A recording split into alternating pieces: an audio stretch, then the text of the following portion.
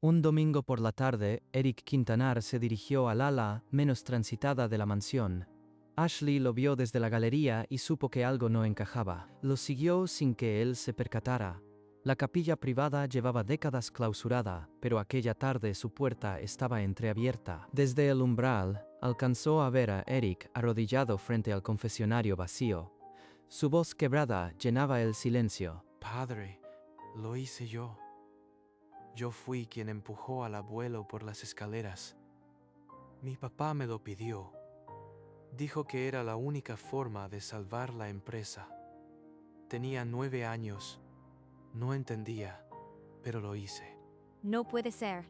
Charles Quintanar, el abuelo, muerto hace 7 años. Eric era un niño. Eric siguió hablando, pero Ashley apenas podía procesar las palabras. El peso de aquella confesión la paralizaba. Padre, sé que no estás ahí, pero necesito decirlo a alguien. Mi papá me dijo que si no lo hacía, la empresa se hundiría y nos echarían a la calle. Era una orden, no un arrebato. Patrick lo obligó. Ashley permaneció inmóvil hasta que Eric se incorporó y salió de la capilla sin mirar atrás. Ella se quedó sola en la penumbra, con un secreto que le quemaba las manos. Salió de la capilla con pasos silenciosos, asegurándose de que nadie la viera. Eric ya había desaparecido corredor abajo. Lo oí bien. No fue un accidente. Patrick obligó a su propio hijo a matar. La versión oficial decía que Charles Quintanar resbaló en la escalera principal y cayó. Pero ahora esa historia se desmoronaba. Un niño de 9 años cargando con eso. ¿Cómo puede dormir? ¿Cómo puede reír? No puedo quedarme callada. Tengo que saber la verdad, aunque me cueste el trabajo. Esa noche, desde el pasillo, vio a Patrick hablar con Eric en el estudio. La postura del hombre era rígida, su voz apenas un susurro afilado. Míralo. Ni una pizca de afecto. Solo órdenes. Es un monstruo con corbata. Si investigo y me equivoco, pierdo el empleo. Pero si no investigo y es verdad, soy cómplice del silencio. Esa madrugada, Ashley encendió su laptop y buscó en los archivos digitales del periódico local. Tecleó Charles Quintanar muerte. Los resultados comenzaron a llenar la pantalla. Ella estaba a punto de abrir una puerta que llevaba décadas cerrada. A la mañana siguiente, Ashley se presentó en la hemeroteca municipal. Era la primera vez que hacía algo así, pero la urgencia le daba permiso. Pidió los volúmenes encuadernados de los últimos 30 años. La archivista la dejó sola en una mesa al fondo. Aquí está. Fallece Charles Quintanar en trágico accidente doméstico. Una caída por las escaleras de su mansión. La nota mencionaba que la muerte favorecía a su hijo Patrick, quien asumió el control del grupo empresarial. Accidente. Igual que lo de su padre Jonathan. Lo recuerdo vagamente de otra nota. Siguió buscando y encontró un artículo amarillento de la década anterior. Jonathan Quintanar muere al caer de una escalera en su finca. 30 años atrás. Mismo tipo de muerte. Misma transferencia de poder al hijo. Esto no puede ser casualidad. Extendió los recortes sobre la mesa. 2 patriarcas, 2 caídas fatídicas, 2 herederos que lo ganaron todo. Patrick no fue el primero. Charles hizo lo mismo antes. Es un legado de sangre. Guardó las fotos en su bolso y salió del edificio con el pulso acelerado. Tenía indicios, pero necesitaba pruebas fehacientes. Los artículos muestran un patrón, pero no prueban el crimen. Necesito entender las herencias, los testamentos. Esa tarde, Ashley encontró en el jardín trasero al señor Gómez, un jardinero que servía a los Quintanar desde hacía 40 años. Señor Gómez, ¿recuerda algo extraño alrededor de la muerte del abuelo Charles? Cualquier detalle, por pequeño que sea. El jardinero bajó la voz, miró a ambos lados y confesó que Charles temía morir como su padre. Siempre pensé que fue una obsesión de viejo, susurró. Charles sospechaba que su padre no se cayó solo, y aún así, repitió el patrón con su propio hijo. Esa noche, con Patrick fuera por una cena de negocios, Ashley se deslizó hasta el despacho y tomó del archivo la carpeta de sucesión testamentaria. Aquí está. Patrick heredó todo. La mansión, la empresa, las inversiones. Charles modificó el testamento 6 meses antes de su muerte. Rebuscó entre los papeles y encontró una fotocopia del testamento anterior. Charles también había recibido todo de su padre Jonathan, apenas 2 meses antes del accidente. La misma estructura. El hijo obtiene todo justo antes de que el patriarca caiga. No tengo la orden directa, pero sé que es un historial de asesinatos. Guardó los documentos en su bolso y se prometió llegar hasta el final. La única manera de parar aquello era obtener la confesión de Eric. Al día siguiente, mientras Ashley pasaba por el pasillo del ala oeste, oyó voces en el estudio de Patrick. La puerta estaba entreabierta. Otra vez, su tono de mando. No es un padre hablando con su hijo, es un coronel con un soldado. Ashley se detuvo, pegó la espalda a la pared y aguzó el oído. Eric, la empresa vuelve a tener problemas. Necesito que te prepares. Pronto tendrás que demostrar tu lealtad, igual que yo lo hice a tu edad. Papá, no quiero hacer nada malo. Lo de antes, todavía tengo pesadillas. Las pesadillas se curan con carácter. Recuerda, tu abuelo dudó y mira cómo acabó. Nadie se arrepiente de ser fuerte. Está condicionándolo otra vez. Va a ordenarle algo, tal vez contra la madre o alguien más. Patrick se levantó y puso una mano sobre el hombro de Eric, un gesto que parecía paternal pero que dejaba los nudillos blancos por la presión. No tengo mucho tiempo. Si espero, será demasiado tarde para ese chico. Ashley se alejó sin hacer ruido, prometiéndose que actuaría esa misma noche. Esa noche, Ashley encontró a Eric solo en el jardín trasero, bajo el farol. Se sentó a su lado y le ofreció una taza de chocolate caliente. Vi que saliste cabizbajo. No tienes que hablar, pero prometo que lo que me digas queda entre nosotros. A veces siento que la casa aplasta. Mi papá espera que yo sea de piedra, pero no puedo. Tu padre es duro, lo sé, pero tú no eres él. Tus pesadillas vienen de algo real, algo que te hicieron cargar. ¿Tú crees que un niño puede ser culpable de algo que le ordenaron hacer? A veces me pregunto si merezco respirar. Ashley le tomó la mano sin forzarlo, y Eric no la retiró. Por primera vez en mucho tiempo, los hombros del muchacho bajaron. Me está pidiendo ayuda sin decirlo. Si no lo saco de aquí, Patrick lo terminará de quebrar. Eres la única que me ve como persona. ¿Me vas a seguir viendo así aunque sepas todo? Mañana buscaré el momento justo. No puedo demorarlo más sin arriesgarlo. Lo acompañó hasta la puerta de su cuarto. Antes de despedirse, él casi sonrió. Ella supo que la confianza estaba tejida. A la mañana siguiente, Ashley despertó con una certeza. La conversación de anoche había sido un puente, y tenía que cruzarlo antes de que Patrick lo destruyera. Si calculo mal, Eric se derrumbará y no confiará en nadie nunca más. No puedo fallarle. Repasó cada palabra frente al espejo del baño y verificó la agenda de Patrick. El hombre estaría fuera hasta las 2. Encontró a Eric en su habitación, sentado en el borde de la cama, con la mirada fija en un crucifijo de madera. Eric, anoche dijiste que te preguntabas si merecías respirar. Eso no lo dice un culpable, lo dice alguien a quien le rompieron el alma. No sé si estoy listo para oír lo que tienes que decirme. A veces la verdad es peor que el silencio. La verdad que cargas es un tumor, y yo no vine a juzgarte.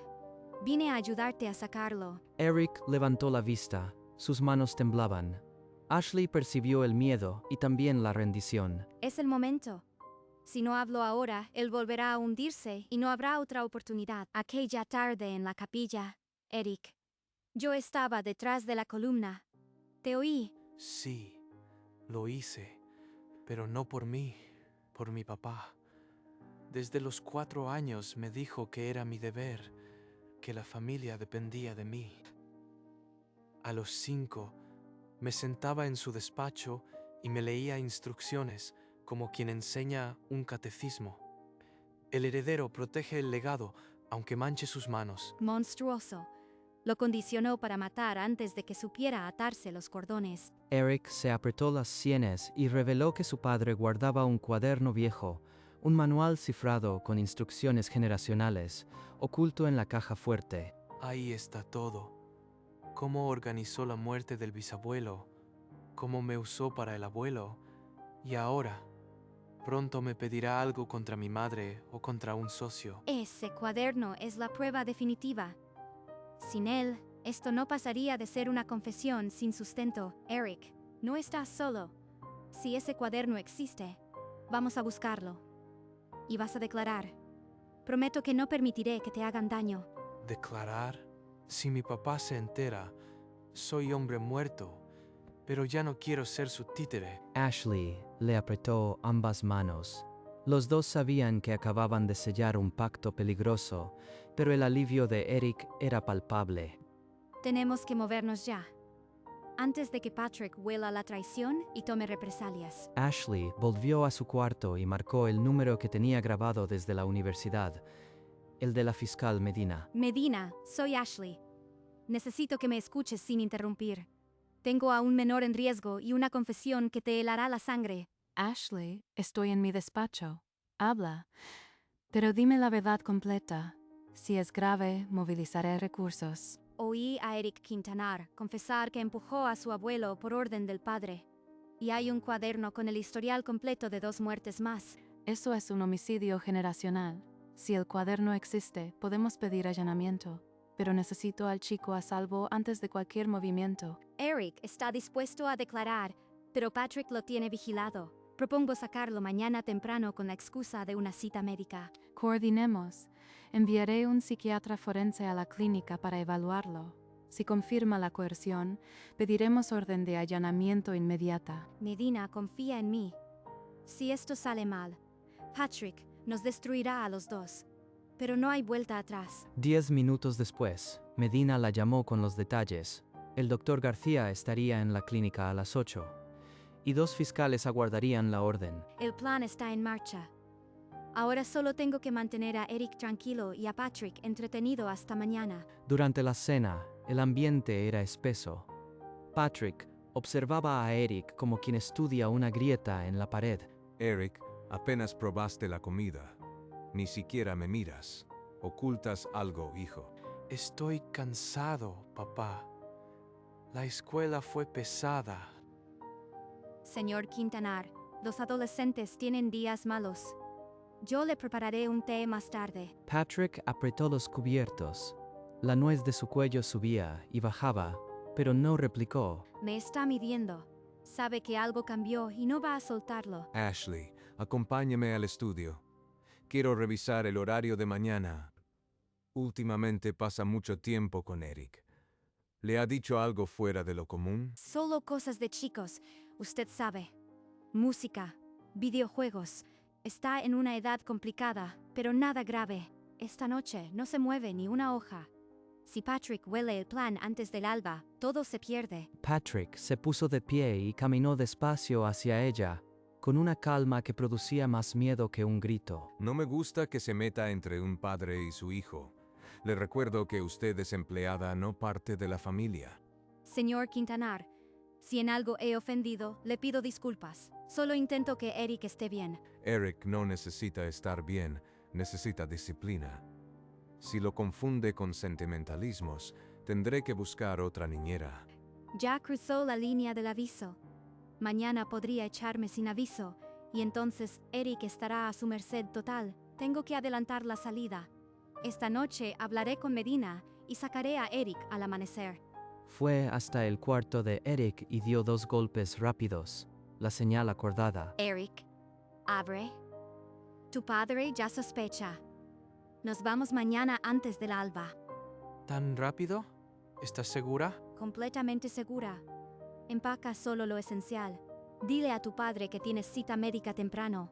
Yo arreglo lo demás. A las 4 de la mañana, Ashley despertó a Eric. Cruzaron el pasillo sin encender una sola luz. Afuera, un auto de la fiscalía esperaba con el motor apagado. Subieron sin mirar atrás. En la clínica, la fiscal Medina y el doctor García recibieron a Eric y lo llevaron a una sala privada. Voy a contar todo. Ya no puedo cargar con esto. Tómate tu tiempo. Estamos aquí para ayudarte, no para juzgarte. Mientras Eric hablaba, la policía ya estaba en la mansión con la orden de allanamiento. Tenemos la autorización. Si ese cuaderno existe, lo encontraremos. Está en la caja fuerte, detrás del retrato de Jonathan. Vi a mi padre guardarlo. Medina llamó al equipo. La búsqueda comenzó en el despacho mientras Patrick seguía en una reunión. El cuaderno probará todo. Solo espero que no lleguemos tarde. En el despacho, 2 agentes descolgaron el retrato de Jonathan y descubrieron el panel de la caja fuerte. El compartimento oculto cedió. Dentro, envuelto en paño negro, estaba el cuaderno con tapas de cuero gastado. Un agente de la fiscalía levantó el cuaderno con guantes de látex, lo selló en una bolsa de evidencia y lo llevó al auto. Patrick Quintanar regresó de su reunión en ese momento y encontró 3 patrullas en la entrada. ¿Qué está pasando aquí? Esto es un atropello. Señor Quintanar, queda detenido para interrogatorio. Tenemos evidencia que debe aclarar. Eso lo veremos. Mi abogado los hará pedazos. 2 oficiales escoltaron a Patrick a una patrulla. Él no opuso resistencia, pero su mirada seguía siendo de hielo. Lo encontraron. Ahora el cuaderno hablará por 3 generaciones. Llévenlo a la sede central. Quiero que los peritos empiecen de inmediato con la decodificación. Los peritos trabajaron toda la noche. Cuando amaneció, el cuaderno estaba descifrado. Cada página un eslabón de una cadena de sangre. Eric debe entender que la empresa es su alma. El abuelo es un obstáculo, no un hombre. A las 7, el pasillo estará vacío. Patrick Quintanar queda formalmente acusado como autor intelectual de 2 homicidios. La letra no miente. Eso es un diario de familia, no una prueba. Mi abogado lo desmontará. El manual detalla cómo condicionó a Eric desde los 4 años. Eso no es un diario, es un tratado de manipulación. Lo logramos. Pero el niño sigue siendo el que empujó. La ley no es sentimental. Eric presenta un síndrome de coerción profundo. Su voluntad estaba anulada. Fue un instrumento, no un cómplice. Medina, necesito que el juez entienda. Eric es tan víctima como los que murieron. Lo hice, pero no era yo. Era la voz de mi padre en mi cabeza. Si eso me convierte en monstruo, entonces lo soy. El juez debía decidir si ese niño, ahora adolescente, merecía ser juzgado o protegido. La audiencia se fijó para el lunes. El lunes, la sala de audiencias estaba en silencio absoluto. Eric ocupó el estrado con las manos entrelazadas. Mi padre me dijo que si no empujaba al abuelo, perderíamos todo. Yo solo quería que me quisiera. El abogado defensor intentó quebrarlo, pero cada respuesta de Eric parecía arrancada de una herida abierta. Un menor sometido a ese nivel de coerción no distingue entre voluntad propia y orden. Su mente fue colonizada. El cuaderno detalla cada paso. 3 generaciones de crímenes y Eric fue la herramienta más vulnerable. Llamaron a Ashley al estrado. Su voz tembló, pero no se quebró. Lo oí confesarse ante un confesionario vacío. Un niño que pide perdón a un sacerdote inexistente no es un asesino, porque un adulto ya le había fallado. No podía ser yo la siguiente. Eric merecía que alguien lo defendiera. Este caso no es sobre un niño que mató. Es sobre un padre que usó a su hijo como arma. Pido justicia para la víctima y para Eric. El juez se retiró a deliberar. La sala quedó en un silencio más pesado que cualquier grito. El juez regresó a la sala y pidió silencio. Cada palabra que pronunció después cambió el destino de la familia Quintanar para siempre. Eric Quintanar es declarado víctima de control coercitivo y queda eximido de toda responsabilidad penal por la muerte de Charles Quintanar. ¿Libre? ¿De verdad soy libre? Libre. Eric. Como debiste estarlo siempre. Patrick apretó los puños al escuchar la exoneración. La rabia le tensó cada músculo del rostro, pero no dijo nada. A continuación, El juez condenó a Patrick Quintanar como autor intelectual de los homicidios de Jonathan y Charles Quintanar se le impone prisión perpetua sin derecho a libertad condicional. El tribunal da por concluido el caso. Los alguaciles esposaron a Patrick y lo arrastraron fuera de la sala. Él giró la cabeza y clavó la mirada en Ashley. La galería estalló en un murmullo contenido. Alguien aplaudió y el juez golpeó el mazo. Eric cerró los ojos y respiró. Ashley y Eric salieron al pasillo tomados del brazo. Faltaban muchas heridas por sanar, pero la primera ya empezaba a cerrarse. 3 horas después del veredicto, la fiscal Medina ofreció una conferencia de prensa. El país entero estaba pendiente. Hoy destapamos un secreto que arruinó 3 generaciones. Un patrón de manipulación y homicidio que terminó aquí. Los titulares gritaron al día siguiente. El cuaderno que condenó a Patrick Quintanar y Niñera desenmascara crimen de sangre. La Fundación Quintanar fue intervenida judicialmente. Sus activos, congelados. Esa misma tarde, el fiscal general le propuso a Ashley coordinar un programa nacional de detección temprana de abuso psicológico parental. Yo no soy abogada. Solo hice lo correcto. Pero si esto salva a otros niños. La imagen del cuaderno abierto se volvió el emblema de un legado oscuro que nadie quería repetir. El país se estremeció. De pronto, padres y madres se miraban con desconfianza, preguntándose qué secretos guardaban sus propias familias. Para Ashley y Eric, la vida ya nunca sería igual. Las heridas seguían abiertas, pero el mundo al fin sabía la verdad. Se cerraba un caso, pero nacía una lucha. La niñera que oyó llorar al heredero se había convertido en la voz de los que no podían hablar. 3 días después, la propuesta oficial llegó en un sobre azul. Ashley lo abrió en la sala de juntas. Acepto, con la condición de que el programa ponga a los niños antes que a la burocracia. El fiscal general asintió. El programa nacería con los fondos confiscados a Patrick Quintanar. Una semana después, Ashley estrenó la oficina de coordinación. Eric estará bien. Y si este cuarto ayuda a un solo niño que sufra lo mismo, habrá valido la pena. En la pared, el logo del programa brillaba en letras doradas. Una misión que antes no existía. Contrató psicólogos, trabajadores sociales, abogados. Todos llevaban en los ojos la misma chispa que ella tuvo el primer día. No somos héroes. Somos el último recurso de un niño que no tiene voz. Eso basta. El programa echó a andar con 60 profesionales y una línea telefónica abierta las 24 horas. La vida de Ashley ya no era solo suya. Pertenecía a una causa que nacía cada vez que un niño pedía auxilio. 2 meses después del juicio, Eric esperaba en una sala privada del aeropuerto. Una mujer menuda, de pelo oscuro y ojos cansados, cruzó la puerta. Eric, mi niño. Perdóname por no haberte protegido antes. Lo siento tanto. Mamá, ahora empieza todo nuevo. No mires atrás. Sobre la mesa descansaban 2 pasaportes con nombres nuevos y 2 boletos para un vuelo sin regreso. Eric había empacado lo esencial. En su maleta iban pocas cosas, pero ninguna ligada a la mansión. Ashley llegó minutos antes del embarque. No quería una despedida larga, solo un abrazo y una promesa. Escribe cuando puedas.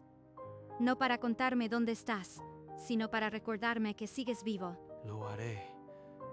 Gracias por no rendirte. Madre e hijo cruzaron la puerta de seguridad. Ashley los vio desaparecer entre la multitud con los ojos húmedos. El avión despegó bajo un cielo limpio. Eric Quintanar dejaba de existir, y con él, la maldición de 3 generaciones. 6 años después, un paquete cruzó el océano y aterrizó en la oficina de Ashley. Dentro, una tesis universitaria con letras doradas. El título en la portada decía «Traumas heredados». El autor había elegido analizar su propia historia para sanar. Ashley abrió la primera página y leyó la dedicatoria. A Ashley, la niñera que oyó llorar al heredero y me enseñó que la libertad empieza cuando alguien cree en ti. Ese muchacho destrozado hoy es un hombre que convierte su dolor en conocimiento. Eric, te ganaste cada página. Recorrió con los dedos la tipografía impecable. Esa tesis no era solo un título. Era un certificado de que la cadena se había roto. Esa misma tarde, visitó una de las escuelas donde el programa estaba activo. Quería verlo con sus propios ojos. Los niños dibujaban en sus pupitres. Uno alzó la mano y le enseñó un sol amarillo. Ashley se agachó a su altura. Ese sol es precioso. ¿Sabes? Algunos niños no tienen quien los escuche.